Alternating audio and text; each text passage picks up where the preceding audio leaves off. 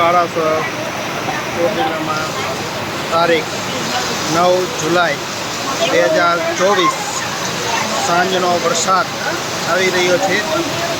એક બાજુ ચોમાસાની શરૂઆત થઈ રહી હતી, હવે બાળકોને ઠંડા વાતાવરણમાં ભાતા ખવડાવવામાં આવશે, જગ્યા ફેરવવામાં આવશે।